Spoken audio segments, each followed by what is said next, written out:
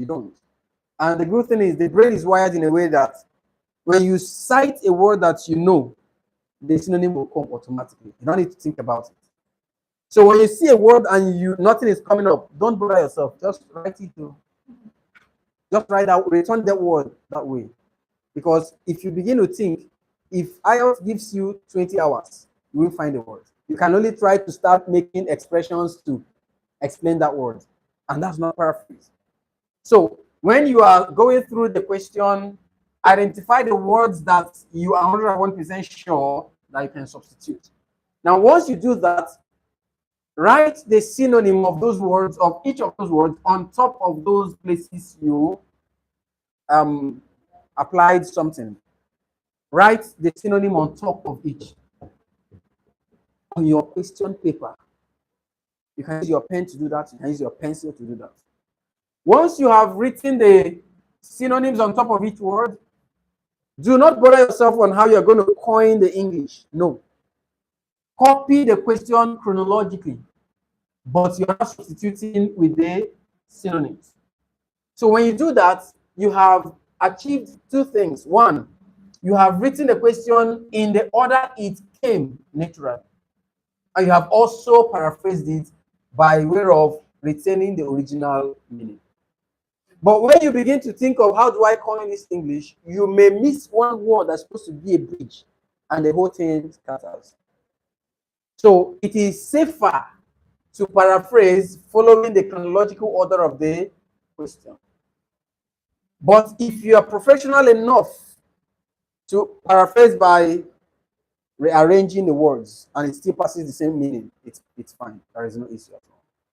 So that's the first thing you are expected to do. Read the question once, identify the keywords you can paraphrase, write the keywords on top of each, and then copy onto your answer sheet. Once you have paraphrased onto your answer sheet, the next thing to do is to come back to your question paper. Now read the question twice or thrice. At this point, you're now reading to understand. Please, do you understand? So at this point, you are reading to understand what the question is all about. And since you're reading to understand what the question is all about, do not read the paraphrased words. Don't read the synonyms that you have brought in. Read the original words so you have first-hand understanding. Yes. Don't read the ones you have paraphrased.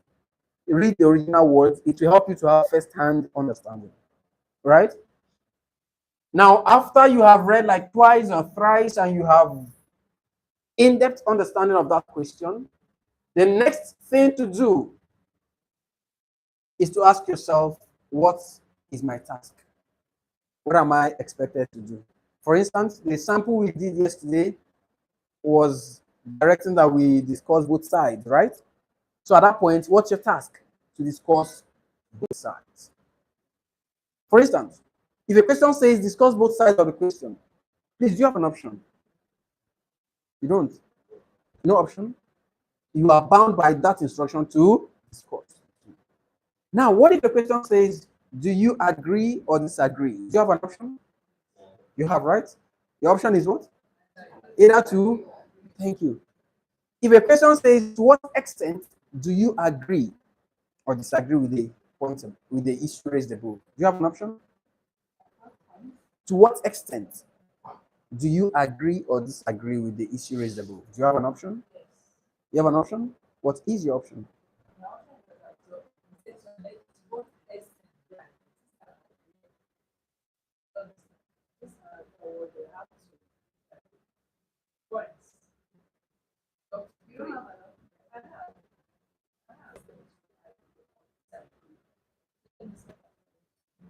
But you have to say both of them.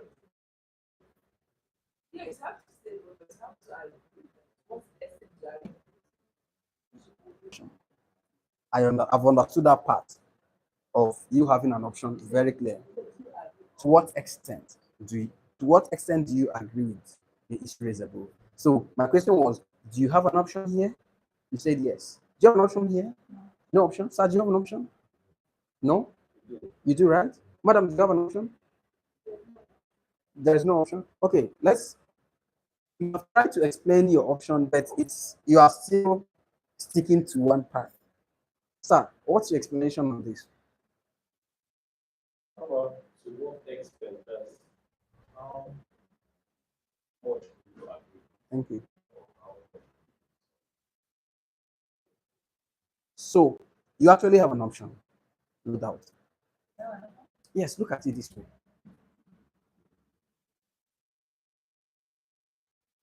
In a scale of 1 to 10, to what extent do you agree to the issue raised in the question? That's what you're being asked, right? So it means, do you agree absolutely, or do you agree to some extent? Do you understand this? Is it clear? So if you want to agree totally, that means your option is absolute agreement. If you want to agree to an extent, that means you first and foremost agree, then second of all, disagree. Understand this? It's usually a very tricky question. It's usually a very tricky question. Now, for me, it depends on the question. To avoid basketballs, I might just choose a very straight path. Yes. So I'll have 2 strong points. But if you feel I don't want to remix, I don't want to remix a point I've discussed in paragraph 2. So let me say I agree partially so that I'll give a point in agreement and drop a point to disagree. Do you understand this? Because at some point in an exam condition, you may end up repeating the same idea you've discussed in paragraph 2 when you're treating your paragraph 3. An examiner will read through and understand that this is the same point. So you're being marked as discussing one point. So if you are not sure that your points are parallel yet in agreement, then take a path to agree and another path to disagree. Do you understand my explanation, sir? First and foremost,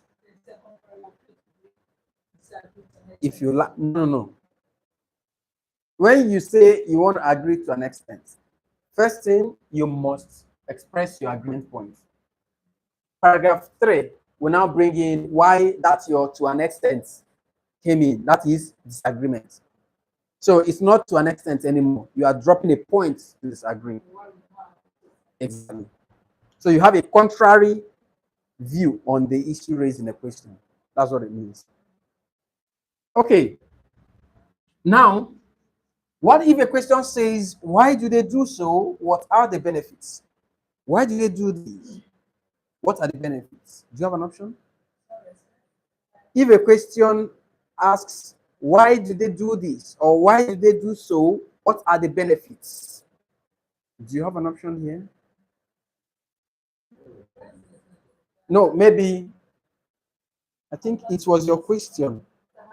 Aha, people frequent environments or locations where survival chances is very slim, such as Sahara Desert and Antarctic. The weather condition there is difficult for survival. Antarctic is extremely cold. Sahara is dry, and So the question was, why do people venture into such locations? What are the benefits, right? Such question can come. In this case, do you have an option? You don't. That is, you are being asked now, why? Why do people still insist on going to? They insist on going to places they know very well. They are aware that survival is very slim. Yet they go there. So there are reasons. 1, lifetime experience. 2, to break a record. 3, for the financial benefits, because sometimes there are bets placed on such ventures. Right? So these are some of the reasons you want to discuss. Bets, when people stake money that you cannot, for instance, climbing to Mount Kilimanjaro is highly risky, right? But some people still insist that they want to get to the peak. So now it's at their own detriment. Whatever happens to them, they have signed for it. But if they get to that pinnacle, they've achieved their whatever aim that they are going there for. So if it is about the extra code, the remuneration, then it is about the money. If it's about the one-time experience that I've actually gotten to this place in my life, it is that feeling. If it's about breaking a record, like Guinness Book is everywhere now, it is there for them. So these are some of the reasons. Benefits. Then you talk about this, talk about that, and all. Where do you discuss them? Why do they do so? You talk about reasons in paragraph 2. What are the benefits? Talk about that in paragraph 3. If a question says, to what extent do you agree or disagree, and you want to agree, absolutely. First point for agreement, talk about it here. Second point for agreement, talk about it here. If you want to agree partially, that means you have a point for agreement and a point to disagree. So the point for agreement will come here first, and point to disagree will come in paragraph 3. Please, are we following the arrangement?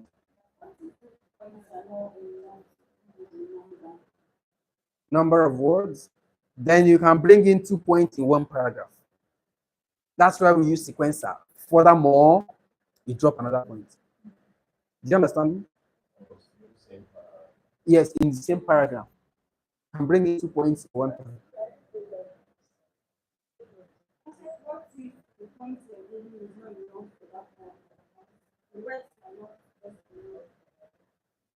So you can use 2 different points. There are many points. You can still merge points in one paragraph. For instance, to what extent do you agree or disagree? And you have 2 points to agree, 2 points to disagree. You can merge 2 points in one paragraph, in paragraph 2, then disagreement points in paragraph 3.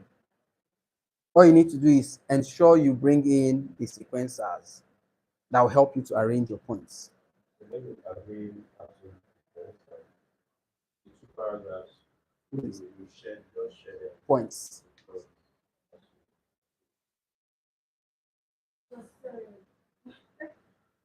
I feel like the moment you believe that means you're not going to keep your mind at home. So that it doesn't make your friend a new friend. So how do you not continue? Like, is it still on the same? Okay, I understand you, ma'am.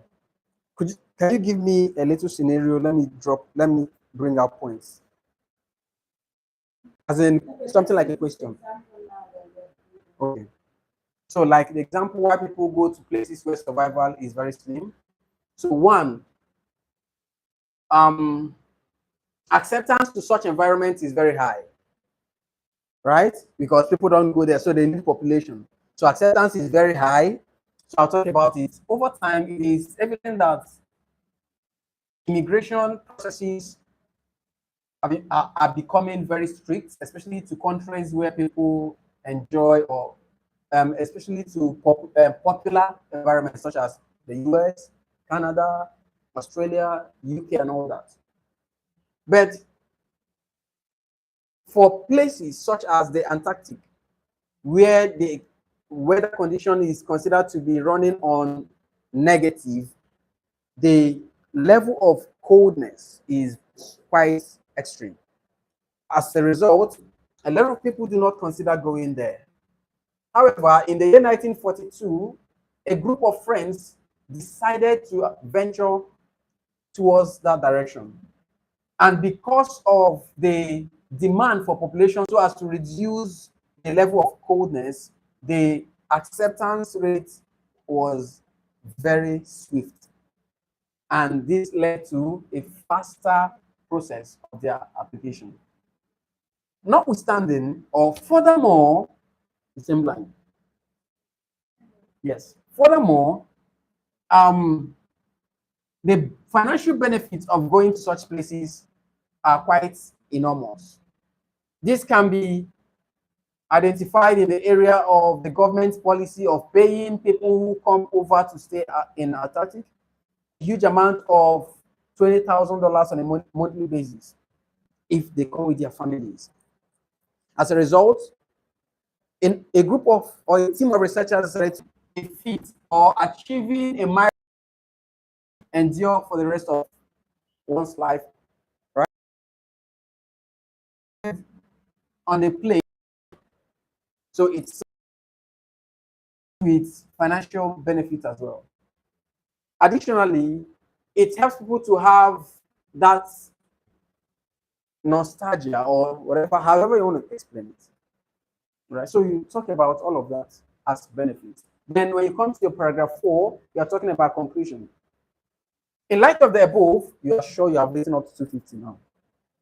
In light of the above, it is pertinent to establish that people do not only travel to such places because of the financial benefits, but also as a result of the easy access and approval of the immigration processes. You now have met the 2 points discussed in the 2 paragraphs, right? Therefore, in my professional thoughts, government should make provisions or pass bills that would ensure that individuals that are venturing into such missions should be enlightened about the consequences of their decision and also sign the paper that whatever happens is at their own detriment. More so, it is important that authorities make provision for paramedics or mobile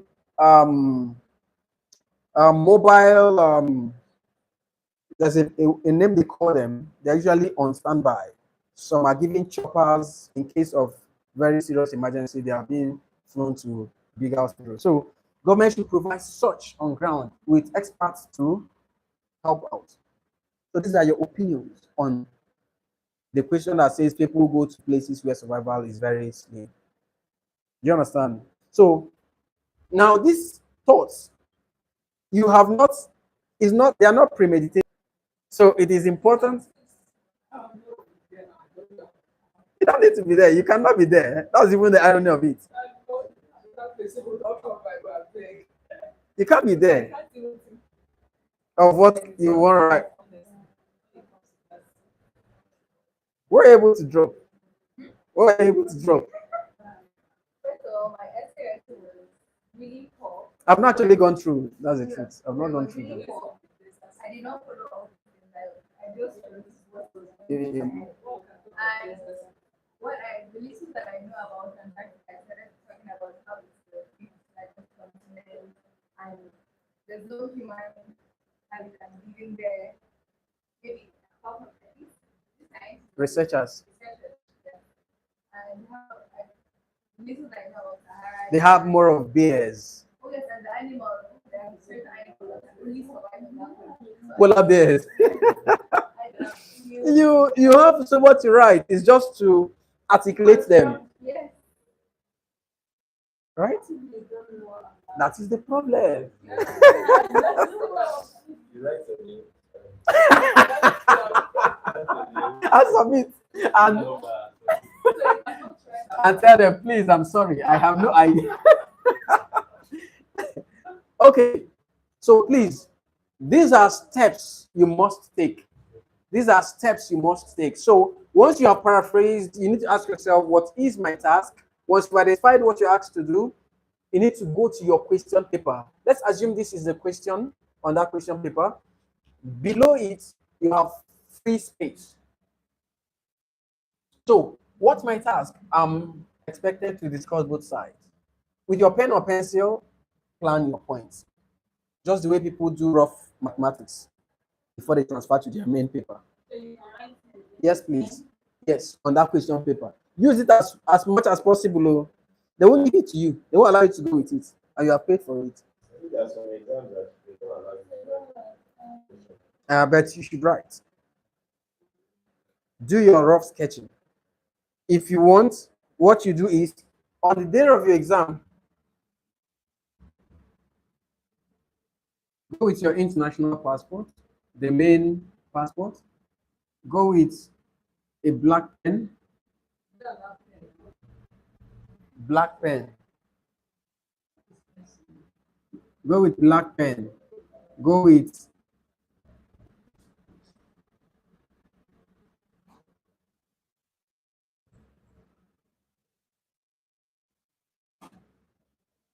I'm pressing the S.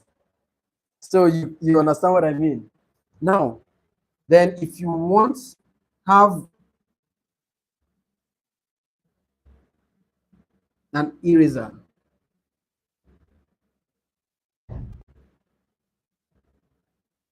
Natural. Both a pencil, natural. Why I'm recommending this guy is a product. Why I'm recommending this guy is because their lead is usually very strong. Their products, pencils being we are using now, small thing, small thing. You sharpen and sharpen it. One day the long pencil will become. That's what I'm saying. The Nigerian, the one we have, those red and black or some yellow, right? Yes. So you should avoid them. Yes, because they are no longer of quality.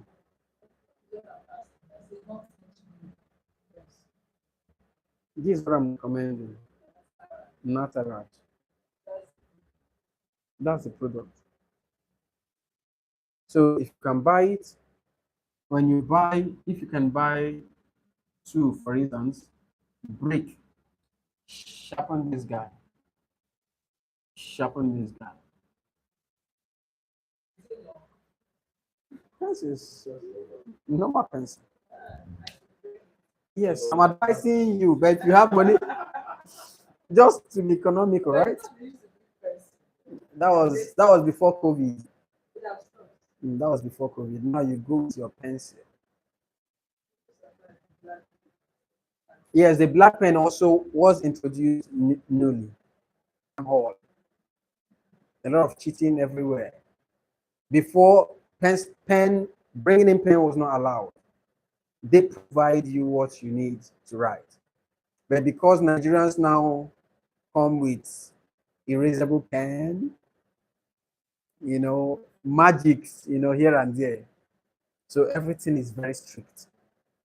Before now, people can ask you,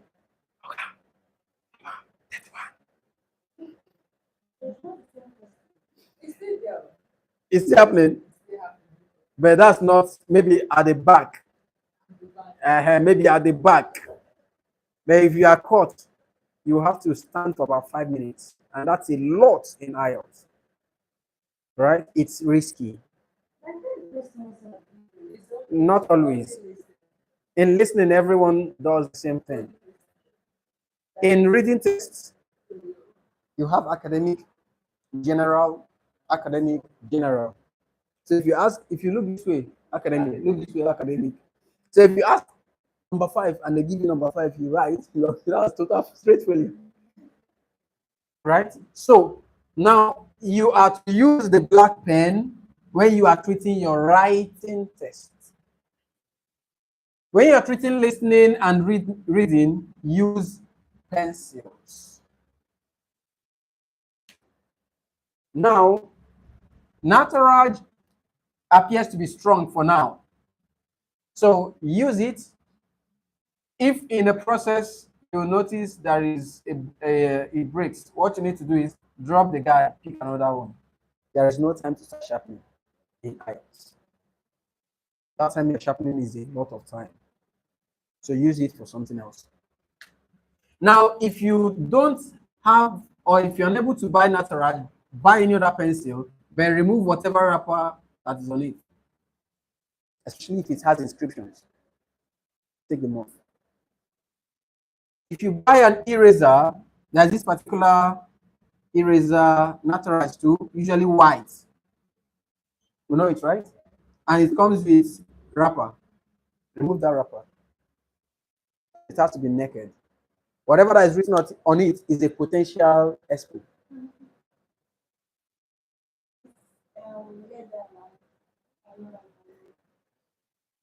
The way you are being very sincere to prepare for your exam, another person is being very dedicated to prepare for expo.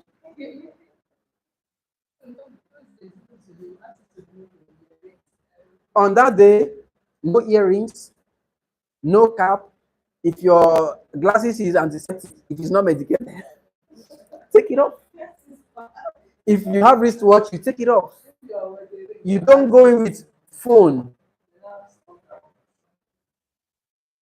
So, and then, even with all of those protocols, Nigerians, what they now brought in is there is constant or repeated check.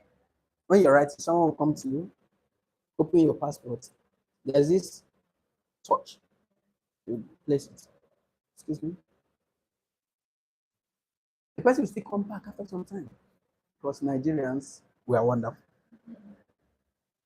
Right? So that's on the other way around, that's distraction. That's distraction. But they have been forced to do it. Because even amidst the cameras everywhere, forget Nigerians will find way around it. So they now use humans to do that aggressive inspection. Right? So I don't blame them. But what I have issue about, or what I don't like with the practice during the conduct of the test or supervision is, before now, there's usually a wall clock that's hung on the wall ahead of everyone in the hall. That will help you to. Most of us don't have them anymore. So you'll be hearing, you have 20 minutes more. That can spike tension. So that's another distraction. So I don't know how it will be resolved, but it's really not a good one at all. And you can't wear wristwatch. You can't use phone. So just prepare your mind. That's why from the beginning I said your IELTS should be taken just like a relay race. Once you hear on your mark, get set, go. Please begin on your fastest pace. Do not spend a second futile.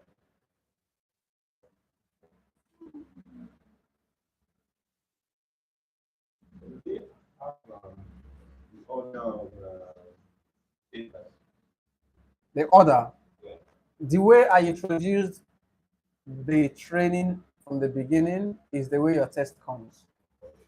Listening, reading, and writing. This will be distributed first. Then, okay, let me also sensitize you on this. That you'll be given an answer paper. That answer paper has some designs.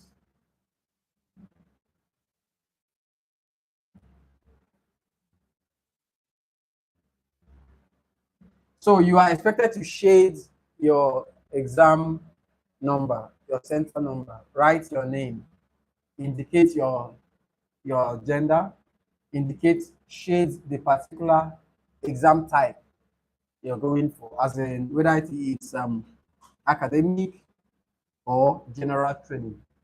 You have to shade the one that goes for you. All right. Now you are also to be careful to recognize that there is a part for listening, written repeatedly on the paper. Be written repeatedly on the paper, but you still find Nigerians writing, reading, on listening. Right? And once you do that, you know what it is? Your result is very clear. You have failed.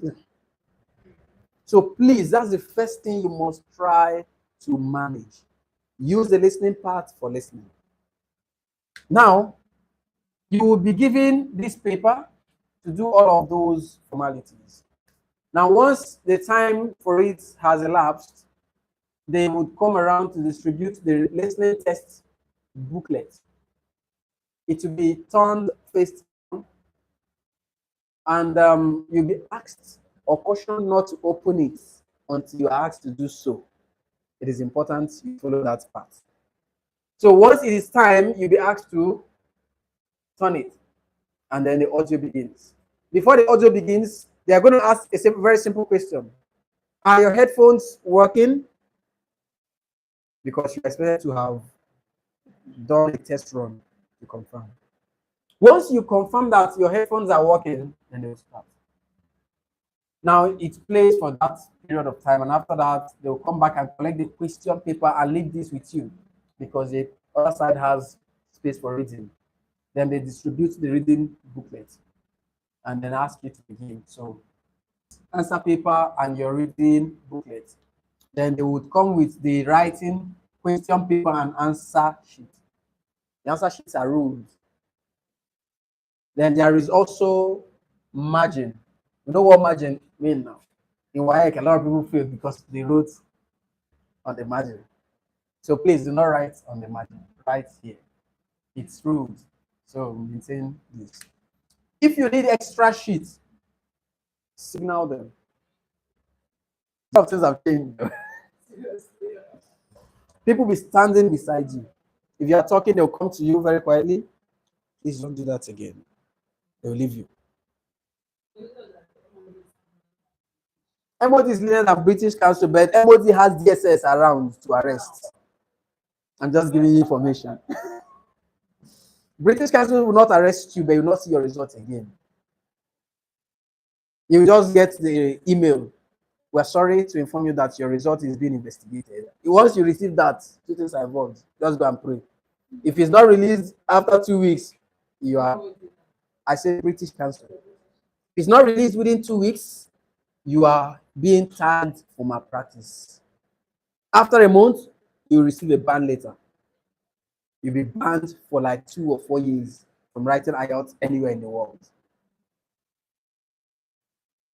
Please, the code will be lenient to you, but if you are caught, DSS will take you from that exam hall. That's what I'm saying. I said British Council will not arrest you. They will only arrest your result.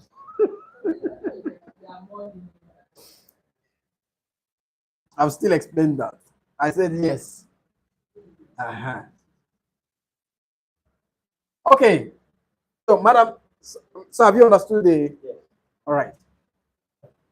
So, once you have established your points, please, it is important you draft out your points on your question paper. And each point you draft out, attach an example to it. So when you write for remuneration purpose or for financial letter code, for whatever it is you want to write, beside it, give an instance. Bets, Guinness Book of Records, whatever it is. Yeah, the same thing. IELTS is avoid repetition. That's why. So each point you draft out, attach an example. For instance, the situation where you have more than 1 point per paragraph, right? Give only one instance that it will, in a way, align with the two ideas you've discussed. So when you have drafted all of those points, then attach your opinion. Especially when the question says, give your own opinion. Write your opinion well detailed on that your question paper as rough work. Once you have completed this process, go back to your answer sheet. What is on your answer sheet based on the explanation so far? I just explained that after doing all your rough work and planning, go back to your answer sheet. It will be blank. What's on your answer sheet? What's on your answer sheet? What's on your answer sheet? Thank you. Paraphrase. Based on the steps we are taking now. You know, initially I said the first thing you do is to read question once, identify the words you can paraphrase, then write them on top of each word, then transfer to your answer sheet. So you have something there already. So you have already started your paragraph 1. You've not finished. You have paraphrased the question, right? So it's after the paraphrase, you need to go back to your answer sheet to read to understand and then plan your essay, right? So after planning on the question paper as rough work, you need to go back to your answer sheet where you already have your paraphrase. On that line where your paraphrase ends with a full stop, continue on the same line. Do not step down. Continue on the same line. So what do? You either bring in a preamble or you go straight to your thesis or background statement. I did that yesterday. Preamble is more like a review or a highlight or a synopsis. Am I too fast? Preamble is more like throwing very brief light on what the issue is all about, right? Before you now establish what you intend to do.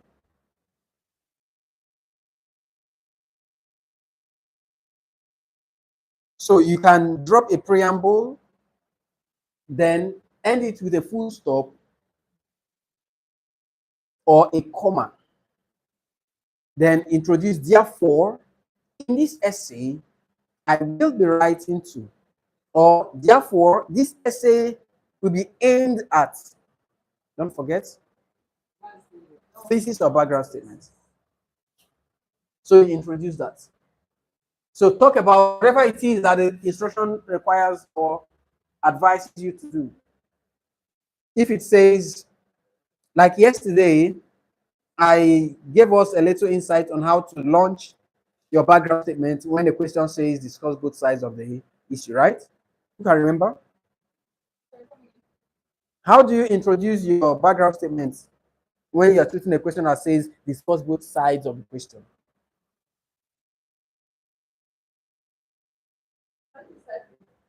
I'll be writing on In this essay, I'll be writing to discuss, right?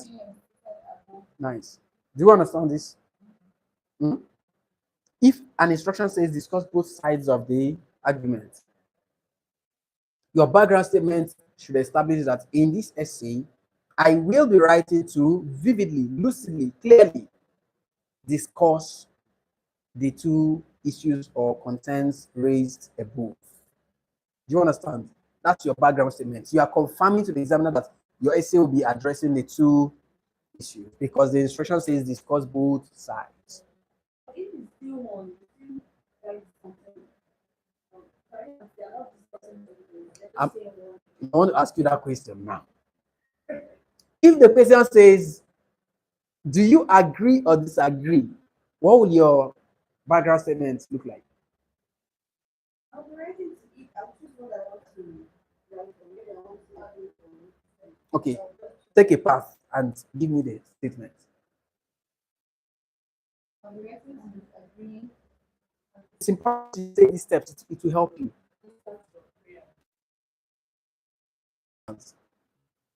The if a question went, like can you remember the question we talked about? Fantastic. My preamble would be, I think I actually did that this morning. It is evident that a larger population of the world tends to migrate towards environments that are quite popular, where weather conditions are very considerate, and places that are a lot more advanced. And this has brought about massive development and great influx of people living from point A to point B, either in a quest for greener pasture, marriage, pleasure, and the likes. However, it is not popular to hear, or it is not a popular saying that people move to environments where chances of survival are very slim, such as the Antarctica and Sahara deserts. As a result of this, development in such environments is quite slow, as people tend to have very slim chances of living because of either extreme weather condition and lack of water and extreme hot. Do you understand this? Therefore, movements to such directions are very minimal. As a matter of fact, just a little fraction of people or tourists visit such places. In this message, therefore, I will be discussing the now beginning. I don't know if you understand. Hmm? Yeah, that's what you know. I don't know if you understand the. You just brought in a snippet of the situation before you now establish what you want to talk about. Is it clear to you? Okay. So once you now go to your answer sheet, on the same line, immediately where you have your full stop of the paraphrase, begin by writing either your preamble, if you can, or your background statement straight.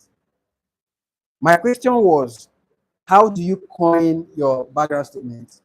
The question says, do you agree or disagree? You've answered. What if the question says, to what extent do you agree with the issue raised above? How will you express your background statement?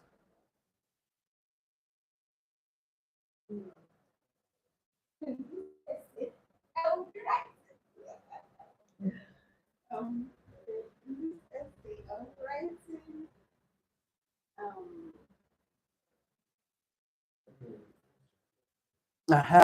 You must establish what you want to do, right? like, what if I don't want to write a complete and maybe half? Or to an extent. Yes, how do I put it? Like, In this essay, I'll be writing to agree with the issue raised above to an extent or partially. Or in this essay, I'll be writing to partially agree with the issue raised above, right? Yes. Then semicolon.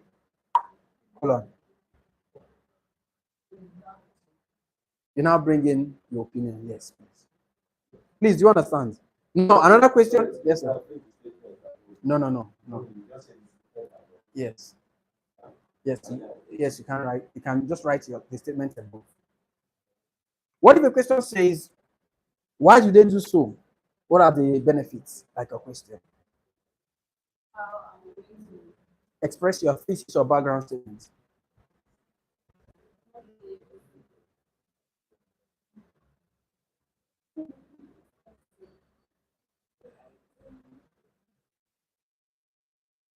discuss the reason. I'm thinking so much more. But that's it. You're on track. Very much on track. Um, Recently, people tend to move to environments where chances of survival is very slim. Full stop. In your own opinion, why do they do so, and what are the benefits? That's the question. So, yes, ma'am, please go ahead. You're almost there. It's many, it's many something. Wahala. The reasons people venture towards such environments identified where survival has been identified to be slim. Yes, Then, okay, we're still waiting. Something is missing. No, here the information is just one line. You can capture that, especially to help you build your. It's remaining small. You're almost there. Recently, or in recent times, a good number of people tend to move to environments where survival has been identified to be really slim. Question: why do they do so? What are the benefits?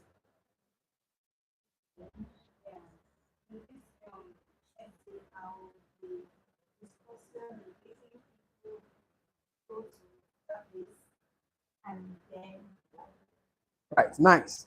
You've understood it, but you make it better. yes, Right. Please, do you understand this? Your thesis background statement must align with the instruction. Ways. So you are more of giving a manifesto on what you would do. Right? Now,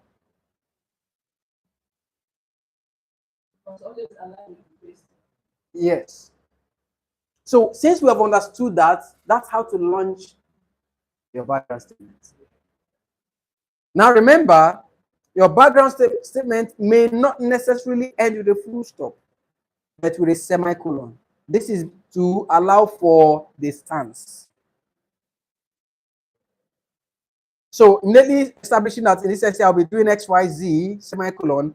However, comma, in my candid opinion, you now bring in your opinion as penned down or drafted on your question paper as rough work. Remember? So at that point, Now, and they want to ask you, like this one will say, why did they? And then the advantage. So are they going to ask you whether you are? there are different question types. I know, I mean, what is likely to come? To go to such place or such places, you should take responsibilities for whatever. Also, governments can deploy or employ experts to educate or enlighten people about the consequences of, give them a more of a tour guide on such environments. Also, governments can deploy paramedics. Is that what they are called? These are different opinions that you can, And see your conclusion. yes, right? Government can deploy paramedics to be on ground. They have to bring it down. Yeah, exactly. They have to bring it down. Do your conclusion. It will be in your paragraph 1 and also in your paragraph 4. So if a question does not specifically require stance, you recommend. Do you understand the difference? Do you understand? So once you have done all of these, automatically your paragraph 1 is perfect. It's completed. Great. But after the evaluation, how can I start this time based on that question? Okay. The background statement says, therefore, in this essay, I will be writing to clearly establish reasons people venture into such environments where chances of survival is slim. Also highlight the possible benefits. Full stop. Do you understand? Notwithstanding, in my professional opinion, I strongly recommend that. Is it clear? Yes, please. That is a human now. Yes, recommendation. Please do not say I think, I feel, strongly believe, and recommend. Right? So with that, your paragraph 1 is well done. And look at what you've done. You have completed your paragraph 1. You have planned, right? It's just writing them down. Because by default, if you're able to think out ideas and just drop a little reminder, you, whenever you see it, you know what you want to do. You said that use the word I feel. I think. Don't use the word I think. Rather, say I strongly believe. I strongly recommend. All right. Edidion. Edidion. Take it off.